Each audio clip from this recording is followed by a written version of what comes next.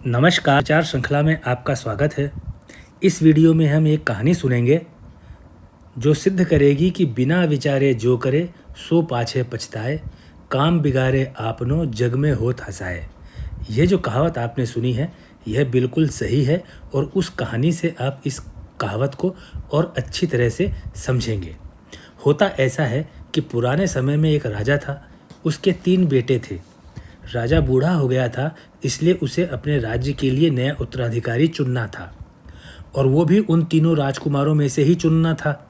इसलिए राजा ने अपने तीनों राजकुमारों को बुलाया और सभी से एक प्रश्न किया। राजा ने सबसे बड़ा जो राजकुमार था उससे बोला, मान लो तुम राजा हो, यदि तुम्हारे सामने कोई अपराधी है तो तुम क्या करोगे? तो सबसे बड़े राजकुमार ने कहा, अपराधी को मृत्युदंड दूंगा। दूसरे राजकुमार ने कहा, मैं अपराधी को काल कोठरी में डालने का आदेश दूंगा।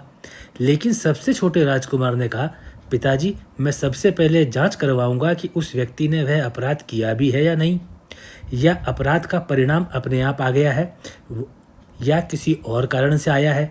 राजा ने अपने सबसे छोटे राजकुमार से कहा, मैं तुम्हारी बात समझा नहीं। राजकुमार ने कहा, पिताजी, मेरी बात आपको पूरी तरह से समझ में आ जाएगी, लेकिन आपको उससे पहले एक कहानी सुननी होगी। राजा ने कहा, ठीक है, मैं तुम्हारी कहानी सुनने को तैयार हूँ। राजकुमार ने अपने पिता को कहानी सुनाना शुरू किया। राजकुमार कहानी सुनाता है और कहता है, पिताजी, एक राजा था, उसके पास बहुत सुंदर तोता था। राजा के पास जब भी खाली समय होता उस समय वह अपने तोते से बातें किया करता। एक दिन तोते ने राजा से कहा, स्वामी, पिछले मैं कई वर्षों से अपने माता पिता से नहीं मिला। वे बहुत बूढ़े हो गए होंगे, आपकी आज्ञा हो तो मैं उनसे मिलाऊं। कुल 5 दिनों में मैं वापस आ जाऊंगा। राजा ने कहा, ठीक है, चले जाओ, लेकिन 5 दिन से ज़्यादा मत रुकना। राजा की आज्ञा लेकर तोता दूर पहाड़ों के पीछे जंगल में अपने माता पिता से मिलने चला गया। तोता 4 दिन अपने माता पिता के पास रहा और 5वें दिन वापस राजा के पास आने के लिए चल दिया। रास्ते में बहुत बड़ा पहाड़ था। उस पहाड़ में कई पेड़ थे जिनके फल खा करके बूढ़े लोग फिर से जवान हो जाया करते थे। तोते ने एक पका हुआ फल तोड़ लिया और सुस्ताने के लिए पेड़ की डाली पर बैठ गया। तोता चाहता था कि वह फल ले जा करके उस राजा को दे दे, जिससे राजा फिर से जवान हो जाए। जब तोता डाली पर बैठा हुआ था तो तोते को मालूम ही नहीं चला कि उस पेड़ पर एक सांप चढ़ता है और फल में अपने दांत लगा देता है। जब तोते की थकान दूर हुई तो वह फल को लेकर के राजा के पास में आ गया। तोते को देख करके राजा खुश हुआ। तोते ने राजा को आते ही फल देते हुए कहा, स्वामी, यह एक अद्भुत फल है जो दूर पहाड़ियों में ही उगता है। इसको खाने से आप फिर से जवान हो जाएंगे। तोते की बात सुनकर के राजा एकदम से बहुत खुश हुआ, लेकिन राजा के मंत्री ने सलाह दी, महाराज, क्या पता इसमें इस तोते के माता पिता की कोई चाल हो, पहले आप इसकी जांच कर लीजिए। राजा को मंत्री की बात सही लगी। राजा ने फल के एक कोने से टुकड़ा काटा और अपनी बिल्ली को खाने को दिया। फल खाते ही बिल्ली तड़प तड़प कर मर गई।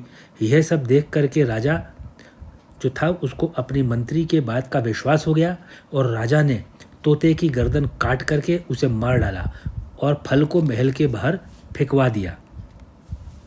जहाँ फल फेंका गया था वहाँ फल के बीजों से एक पेड़ उग गया और समय आने पर उसमें फल लगने लगे। राज्य भर में सभी को मालूम था कि यह जहरीले फल का पेड़ है, इस फल को खाने से मृत्यु हो जाती है और व्यक्ति तड़प तड़प कर मरेगा, इसलिए कोई भी उस फल को नहीं खाता था। उन दिनों उस राज्य में एक गरीब बीमार बूढ़ा आदमी रहा करता था। वह अपनी ज़िंदगी से बहुत परेशान था और मर जाना चाहता था, लेकिन उसके पास जहर खाने के भी पैसे नहीं थे। इसलिए इसने सोचा कि क्यों न मैं वह फल खा लूँ और मृत्यु को प्राप्त हो जाऊँ। इसलिए वह आदमी पेड़ के पास आता है और पेड़ से फल तोड़ने लगता है। राजा के सिपाही जो पहरा दे रहे थे रोकने के लिए दौड़ते हैं, लेकिन बूढ़ा आदमी सिपाहियों के आने से पहले ही मरने के लिए पेड़ से फल तोड़कर खा लेता है। जब तक सिपाही आदमी के पास पहुंचते हैं तब तक वह बूढ़ा बीमार आदमी फल खा चुका था।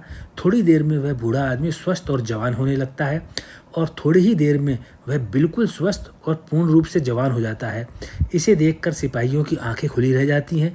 वे दौड़े दौड़े जाते हैं और राजा को सारी बात बताते हैं। राजा को भी आश्चर्य होता है। फिर नगर के सभी बूढ़े लोगों को उस पेड़ का फल खिलाया जाता है और फिर सारे बूढ़े जवान हो जाते हैं। अब जाकर के राजा को तोते की असलियत का पता चलता है।